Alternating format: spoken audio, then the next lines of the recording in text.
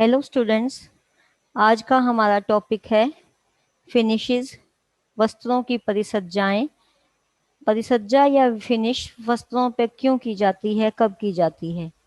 ये परिसज्जा कपड़ों को उनको सुंदर आकर्षक बनाने के लिए की जाती हैं, जो बुनाई के बाद होती हैं। और इन परिसज्जाओं की वजह से कपड़े का रंग रूप बदल जाता है, उसके कुछ गुणों में भी हम बदलाव ला सकते हैं।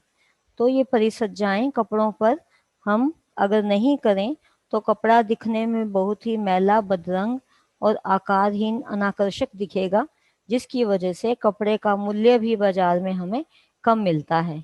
तो ऐसे कपड़ों को जिनके ऊपर कोई भी फिनिश नहीं की गई बुनाई के बाद, उन्हें हम ग्रे गुड्स कहते हैं। ग्रे गुड्स का मतलब ये नहीं होता कि कपड़े का कलर ग्रे कलर का है। ठीक है, तो जो फिनिशेस कपड़ों पे की जाती हैं उसके बाद कपड़ा जो है अच्छा दिखाई देता है। इस चैप्टर में आज हम जो पढ़ेंगे वो हम परिसज्जा की परिभाषा, परिसज्जा का उद्देश्य और परिसज्जा का वर्गीकरण, ये हम पढ़ेंगे। तो यहाँ पर हम एक आपको पीडीएफ इसकी शेयर करती हूँ मैं, ये आप साथ साथ देख सकते हो।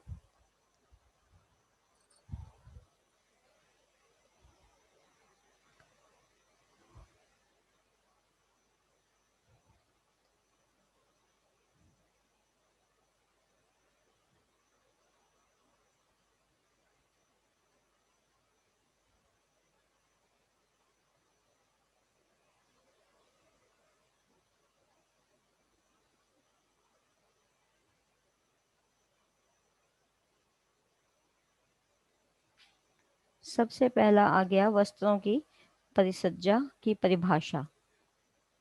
वस्त्रों के दोषों को दूर करके उन्हें कोमल, चिकना, आकर्षक, टिकाऊ बनाने के लिए कई प्रकार की प्रक्रियाएं की जाती हैं, कई प्रोसेसेस की जाती हैं, और इन प्रक्रियाओं का को ही हम परिसज्जा कहते हैं। तो ये सभी एक प्रकार की फिनिशेस जो है, क्या है, प्रोसेस है, प्रक्रिया है। इस प्रक्रिया से क्या होता है, कपड़े के दोष दूर किए जाते हैं, उनको छुपाया जाता है, कपड़े को कोमल बनाया जाता है, चिकना, आकर्षक और टिकाऊ। ठीक है, तो अर्थात क्या है, वस्त्र जैसा दिखाई देता है या हाथ में लेने से जैसा हमें फील होता है, तो उसमें परिसज्जा करने से पहले उसके बाद में जो भी चेंजेस आते हैं, या धुलाई करने से पहले या बाद में जो चेंजेस आते हैं, उनको हम फिनिशेस कहते हैं, परिसज्जा कहते हैं। ठीक है, तो ये कपड़ा कैसा हमें फील होता है आंखों से या हाथ से छूने पर, उसमें बदलाव जो है परिसज्जा करने से आते हैं। ठीक है, ग्रे गुड्स जिसपे कोई फिनिशिंग नहीं की गई, नो फिनिशिंग। ठीक है, इसका मतलब ये नहीं है कि ग्रे कलर है, नॉट ग्रे कलर। उसके बाद है परिसज्जा करने का उद्देश्य। परिसज्जा करने के उद्देश्य जो हैं वो 5 हैं। पहला, वस्त्रों को आकर्षक बनाना। सेकंड, वस्त्रों की उपयुक्तता तथा उपयोगिता को बढ़ाना। थर्ड, कपड़ों में विभिन्नता लाना। चौथा, वस्त्रों का भार बढ़ाना। और पांचवा, वस्त्रों का रूप बदलना। ये 5 हमारी परिसज्जाओं के हमारे उद्देश्य हैं, जिस ऑब्जेक्टिव या के लिए हम ये वस्त्रों पे परिसज्जा करते हैं। तो इनको पहले हम डिटेल में पढ़ेंगे। परिसज्जा करने के उद्देश्य। किसी भी कपड़े पर परिसज्जा करने से पहले हमें कपड़े के तंतु के गुणों के बारे में पता होना चाहिए, क्योंकि वस्त्रों के भौतिक और रासायनिक गुण भिन्न भिन्न होते हैं। इसके बारे में हमने पिछले चैप्टर्स में भी पढ़ा है, चाहे वो कपास था, चाहे वो रेशम था, चाहे पॉलिस्टर के बारे में था, या हमने रेयन के बारे में पढ़ा था। तो सब में हमने उनके गुणों के बारे में पढ़ा था, भौतिक गुण और रासायनिक गुण। तो उन्हीं गुणों को ध्यान में रखते हुए हम कपड़े की प्रकृति और उसके गुणों के आधार पर उस पे की जाने वाली परिसज्जाओं का चुनाव करते हैं। परिसज्जा करने का उद्देश्य, सबसे पहला, आकर्षक बनाना। जब किसी कपड़े को बनाया जाता है तो कपड़ा बहुत ही मैला, ढीला, शेपलेस, आकारहीन और दाग धब्बे वाला और बेजान सा दिखाई देता है। तो उसमें कहीं कहीं पे गांठें भी होती हैं, जो बुनाई करते समय धागों को जोड़ने की वजह से हो सकती हैं। तो ऐसे वस्त्रों को मार्केट में बेचने के लिए लेके आएँ तो कोई भी उसको खरीदना पसंद नहीं करेगा और बहुत कम मूल्य पर भी वो बिकेगा। तो परिसज्जा करने के बाद उसकी कीमत भी बढ़ जाती है। परिसज्जा से उन दोषों को हम दूर भी कर सकते हैं या उसको नहीं दूर हो सकता तो छुपा भी सकते हैं, ताकि वस्त्र जो है देखने में आकर्षक लगे। ठीक है। और कपड़े व्हाइट कपड़े को वो ज़्यादा सफ़ेद बनाने के लिए उस पे ब्लीचिज़ का प्रयोग किया जाता है।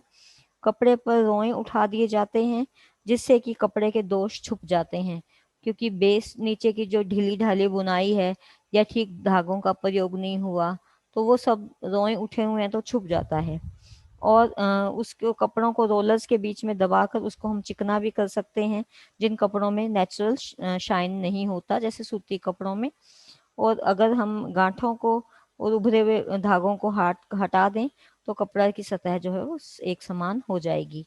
तो इस तरह से वस्त्रों को आकर्षक बनाने के उद्देश्य से हम परिसज्जा उस पे करते हैं। दूसरा है वस्त्र की उपयोगिता तथा उपयुक्तता को बढ़ाना, to improve the suitability and utility of fabric. इसके लिए हम क्या क्यों करते हैं कि जैसे कपड़ा कोई बहुत ढीला ढाला और बेजान सा कपड़ा है और पहनने के लिए वो ठीक नहीं लगेगा, उपयुक्त हमें नहीं लगता कि पहनेंगे अच्छा नहीं लगेगा, तो उसके ऊपर हम स्टार्च लगा सकते हैं ताकि पहनने योग्य बन जाए।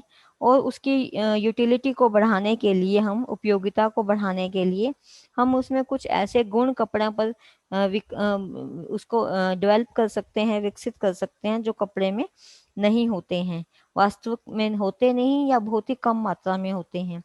जैसे कि कपड़ों को क्रीज रेजिस्टेंट बनाया जा सकता है, सलवट प्रतिरोधी, वाटर रेजिस्टेंट जल प्रतिरोधक अवरोधक बना सकते हैं, फायर प्रूफ बना सकते हैं, अग्नि अवरोधक, और फफूंदी वगैरह ना लगे उसके लिए मॉथ प्रूफ फिनिश। ये परिसज्जाएं कपड़े में हम कर सकते हैं। और कुछ परिसज्जाएं ऐसे भी होती हैं जो कपड़ों की मजबूती को बढ़ा देती हैं। तीसरा, कपड़ों में विभिन्नता लाना। विभिन्न परिसज्जाओं के द्वारा वस्त्रों में विभिन्नता लाई जा सकती है, वैरायटी लाई जा सकती है। एक जैसे कपड़े हम रोज रोज पहन कर बोर हो जाते हैं, जैसे स्कूल में बच्चों की यूनिफॉर्म होती है तो उसमें कुछ वैरायटी ला सकते हैं। ये एक जैसे कलर के कपड़े ही अगर अवेलेबल हों तो इसके लिए सबसे पहले कपड़ों पे डाइंग की जाती है जिससे कपड़ों के अलग अलग कलर हमें मिल जाते हैं। फिर उस पर प्रिंटिंग की जाती है तो उससे भी वैरायटी कपड़ों पे अंदर आ जाती है। इसके अलावा और वैरायटी लाने के लिए, विभिन्नता लाने के लिए हम कपड़ों पे एम्बोसिंग कर सकते हैं, नक्काशी कर सकते हैं। जैसे लकड़ी पे भी होती है, पत्थरों पे भी होती है, तो कपड़े पर भी नक्काशी होती है।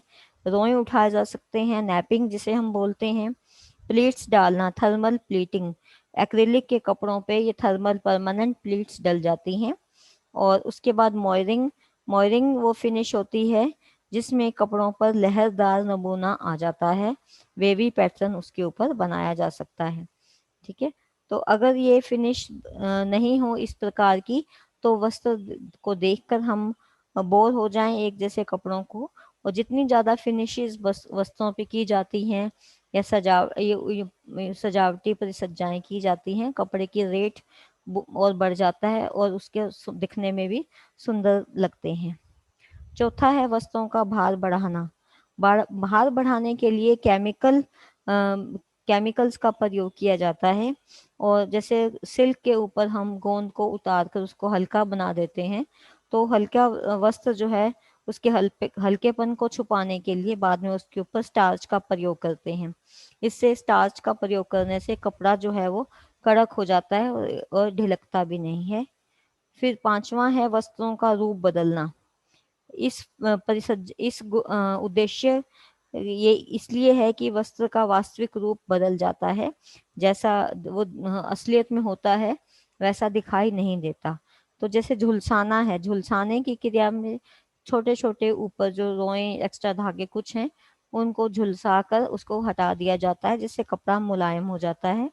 मर्सराइजेशन से वस्त्रों में सिल्क, कॉटन के कपड़ों में सिल्क जैसी शाइनिंग आ जाती है। और रोए खड़े कर दिए जाएं अगर कपास के वस्त्रों के ऊपर तो रोए उठाने से उनमें ऊन जैसा भाव आ जाएगा, हम सर्दियों में भी यूज कर सकेंगे उनको और इस फलालैन जैसे वो हो जाएंगे। तो इस तरह से हम वस्त्रों के ऊपर परिसज्जा करके उनकी नकल वाले वस्त्रों को हम बना सकते हैं। नेक्स्ट है परिसज्जाओं का वर्गीकरण। इस टॉपिक को स्टार्ट करने से पहले हम ये एक बात ये देख लेते हैं, परिसज्जाओं का वर्गीकरण।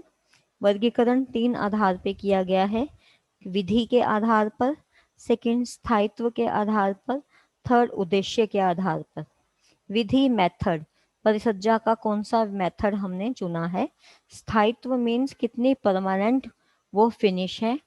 तीसरा उद्देश्य कि वस्त्र के ऊपर परिसज्जा करने का हमारा क्या उद्देश्य है, हम क्यों कर रहे हैं। पहला है विधि के अनुसार। 2 प्रकार की विधियों से परिसज्जा की जा सकती है, यांत्रिक या रासायनिक। यांत्रिक में हम वस्त्रों को विभिन्न यंत्रों की सहायता से उसके जो मौलिक दिखाई जो जैसा देता है वो फिजिकल गुणों को उनको हम बदलाव लाते हैं। तो कुटाई, टेंटरिंग, रोएं उभारना और प्रेस करना, नक्काशी, ये हमारी इस फिनिशेस यांत्रिक हैं। रासायनिक परिसज्जाओं में रासायनिक पदार्थों के प्रयोग से रासायनिक बदलाव आ जाते हैं संरचना में, या कुछ उनकी एटम्स मॉलिक्यूल्स की रीअरेंजमेंट हो जाती है। इसमें मर्सराइजेशन, सलवट प्रतिरोधी, जल अवरोधिक और अग्नि अवरोधक फिनिशेस होती हैं। उसके बाद स्थायित्व के आधार पर वर्गीकरण 3 वर्गों में बांटा गया है। पहला स्थायी परमानेंट, जो जब तक कपड़ा रहता है तब तक वो फिनिश रहती है। अर्धस्थायी, जो कुछ धुलाई के बाद खत्म हो जाती हैं। और अस्थायी, जो सिर्फ 1 या 2 धुलाई तक ही फिनिश चलती हैं। ठीक है। स्थायी में मर्सराइजेशन है, जल अवरोधक है, अग्नि अवरोधक है। और केमिकल फिनिशेस में भी हमने ये इनमें से ये 3 ये पड़ी हुई हैं। तो ये केमिकल्स के प्रयोग से ये फिनिशेस जो हैं की जाती हैं। उसके बाद अस्थायी में मॉयरिंग। मॉयरिंग जो है इससे कपड़े के ऊपर वेवी पैटर्न आता है। ठीक है, ये कुछ धुलाइयों तक ही रहता है, सेमी परमानेंट होती हैं ये। और टेम्परेरी में आती हैं अस्थायी कड़ापन या बैक्टीरिया निरोधक परिसज्जा। ठीक है। उसके बाद तीसरा वर्गीकरण उद्देश्य के आधार पर है कि हम किस उद्देश्य को ध्यान में रखकर ये परिसज्जा कर रहे हैं। इसमें प्रारंभिक परिसज्जाएं जो होती हैं, जो कपड़े के ऊपर बेसिक फिनिशेस होती है, जो नॉर्मली सभी कपड़ों पर की जाती हैं। इसमें झाड़ना आता है, कपड़े को झाड़ कर उसको साफ किया जाता है, क्योंकि जो कपड़ा हमें बुनाई के बाद आया है, ग्रे गुड है, उसके ऊपर दाग धब्बे हो सकते हैं। तो झाड़ना, कुटाई कटाई करना, एक्स्ट्रा साथ में से कुछ हो उसको काटना, शुद्धिकरण, झुलसाना, कलफ उतारना और विरंजन। उसके बाद टिकाऊ, कपड़े को टिकाऊ बनाने के उद्देश्य से जो फिनिशिंग होती है, टेंटरिंग, कैलेंडरिंग, कलफ लगाना, चमक लाना, सैनिटाइजिंग और मर्सराइजिंग। तीसरा कार्यात्मक या उपयोगी परिसज्जाएं। ये परिसज्जाएं जो हैं उसकी यूटिलिटी को बढ़ाने के लिए, कपड़ों की कार्यक्षमता को बढ़ाने के लिए होती हैं। सलवट प्रतिरोधक इसमें आती है, अग्नि अवरोधक और जल प्रतिरोधक फिनिश इसमें आती हैं। चौथा सजावटी, सजावटी गुण उत्पन्न करने के लिए ये फिनिश, नक्काशी, मॉयरिंग और रोएं उठाना, रोएं उभारना, ये फिनिश जो हैं वो सजावटी श्रेणी में आती हैं। अब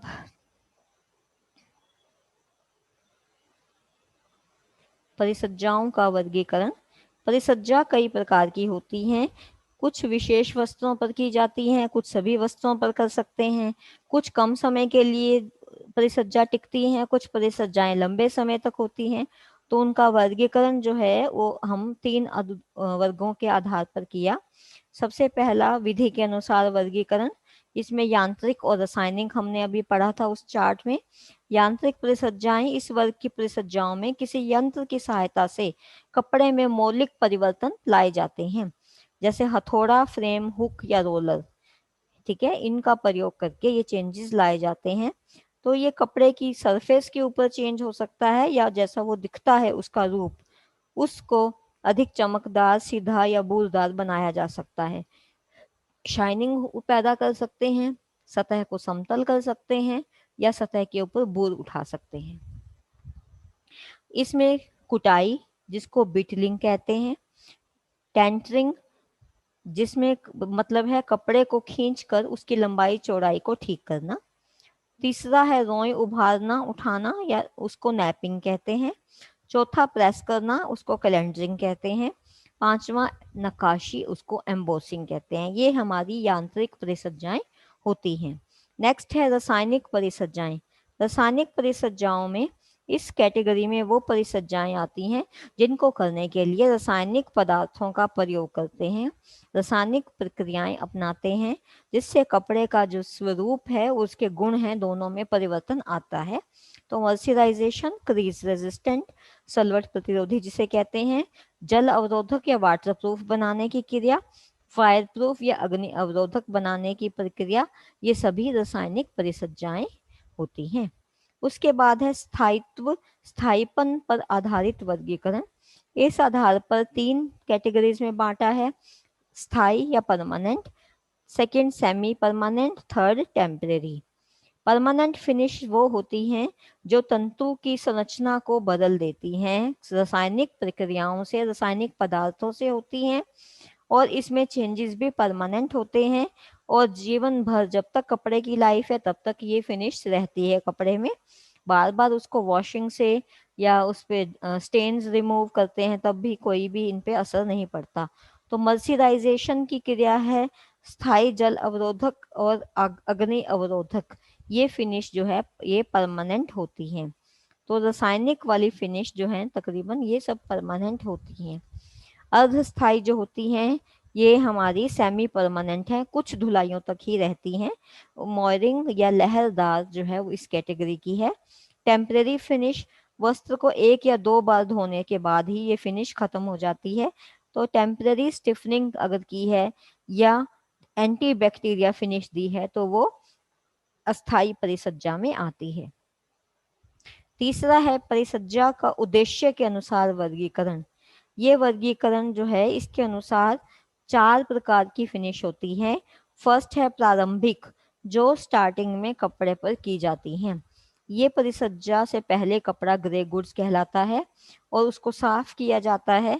उस पर बुनाई करते समय हम कुछ तेल लग गया मशीनों का, कुछ स्टार्च है, दाग धब्बा है, मैल है, इन सबको हटाने के लिए फिनिशेस की जाती है। और ये करने से ये फायदा होता है कि उसके बाद कपड़े को डाई या प्रिंटिंग की जाए तो एक जैसा भाव आता है, एक समान प्रिंटिंग डाइंग होती है, कपड़े पर दाग धब्बे नहीं पड़ते हैं। और इन फिनिशेस का प्रयोग, इनका चयन कपड़े के तंतु पर निर्भर करता है कि कैसा, किस फाइबर्स, किस रेशा या तंतु से कपड़ा बना है। इस प्रकार की परिसज्जाएं जो हैं ये प्रारंभिक होती है क्योंकि स्टार्टिंग में सबसे पहले यही परिसज्जाएं कपड़े पर की जाती हैं।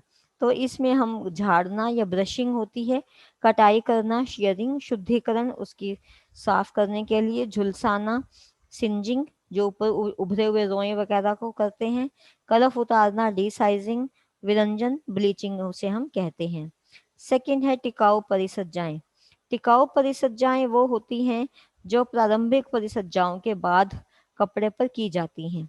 इन टिकाऊ परिसज्जाओं के द्वारा कपड़ा जो है बाजार में जब आएगा तो बहुत ही सुंदर होगा, बेचने योग्य होगा, और नेक्स्ट आगे उसके बाद की जाने वाली परिसज्जाओं के लिए भी उसको तैयार करने के लिए ये हमें करनी पड़ती हैं। ये परिसज्जाएं हैं टेंटरिंग, टेंटरिंग में जिसको खींचकर लंबाई चौड़ाई को ठीक किया जाता है, कैलेंडरिंग जिसमें प्रेस होती है, कलफ लगाना जिसपे मांड लगाया जाता है, स्टिफनिंग और चमक लाने के लिए ग्लेजिंग किया जाता है, सैनिटाइजिंग जिससे श्रिंक प्रूफ कपड़ा बनता है कि धोने के बाद सिकुड़े नहीं, मर्सराइजेशन में उसमें चमक लाई जाती है सूती कपड़ों में सिल्क के समान। तीसरा है कार्यात्मक और उपयोगी परिसज्जाएं। इन परिसज्जाओं का उपयोग कपड़ों पर उनके कार्यात्मक और उपयोगी गुणों को उत्पन्न करने के लिए या बढ़ाने के लिए। गुण अगर नहीं है तो वो पैदा किया जा सकता है, कम मात्रा में है तो उसको बढ़ाया जा सकता है। तो इसके लिए फिनिश की जाती है। सलवट प्रतिरोधक फिनिश, क्रीज रेजिस्टेंट फिनिश कहते हैं। अग्नि प्रतिरोधक और अवरोधक, अग्नि फायर प्रूफ या फायर रेजिस्टेंट फिनिश होती है। फायर प्रतिरोधक जल अवरोधक वाटर रिपेलेंट या वाटर प्रूफ फिनिश होती है। ये कार्यात्मक या उपयोगी परिसज्जाओं में आती हैं। उसके बाद है चौथे नंबर पे सजावटी परिसज्जाएं। सजावटी परिसज्जाएं जो हैं ये इनका मुख्य कार्य कपड़े के ऊपर सजावट पैदा करना है और नए गुण भी इसमें कपड़े में विकसित किए जाते हैं। जैसे नैपिंग जो है कपड़े पर ऊपर करते हैं, कपास के ऊपर रोए उठाते हैं, तो उससे कपड़ा जो है वो गर्म हो जाता है, सर्दियों गर्म भाव देता है, सर्दियों में हम उसका यूज कर सकते हैं, जैसे फलालैन जो हमने पीछे भी पढ़ा था। और नक्काशी एम्बोसिंग भी सजावटी परिसज्जाओं में आती है। मॉयरिंग और रोए उभारना नैपिंग, ये सब सजावटी परिसज्जाएं हैं। तो ये वर्गीकरण हमारा कंप्लीट हो गया। उसके बाद है भिन्न भिन्न कपड़ों की परिसज्जाएं कि अलग अलग कपड़ों पे क्या क्या परिसज्जाएं हम कर सकते हैं।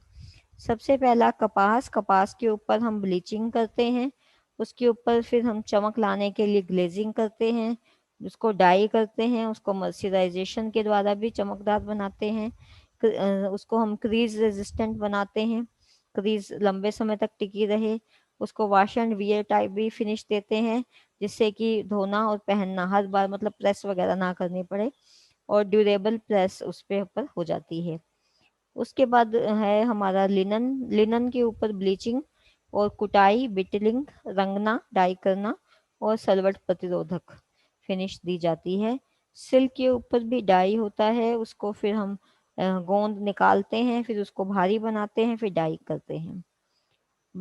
ऊन के ऊपर रोई काटना, शेयरिंग, उसको डाई करना और टिकाऊ दबाव। नायलॉन जो है उसको स्टिफनिंग, एम्बोसिंग और मॉयरिंग की जाती है। नायलॉन के ऊपर लहरिएदार भाव मॉयरिंग पैदा करना। पॉलिस्टर को भी सलवट प्रतिरोधी मॉयरिंग या लहरिएदार बनाना, टिकाऊ दबाव। और एक्रेलिक के ऊपर जो है हम परमानेंट प्लेट्स या थर्मल प्लेटिंग जो हमने पढ़ा था वो फिनिश दे सकते हैं और उसको जल अवरोधक, वाटरप्रूफ और उसको टिकाऊ दबाव उसके ऊपर डाल सकते हैं। तो इसके साथ ही हमारा ये आज वाला जो टॉपिक है ये हमारा कंप्लीट हो गया। उसके बाद हम विभिन्न परिसज्जाओं का डिटेल में वर्णन हम नेक्स्ट वाले में करेंगे। Thank you.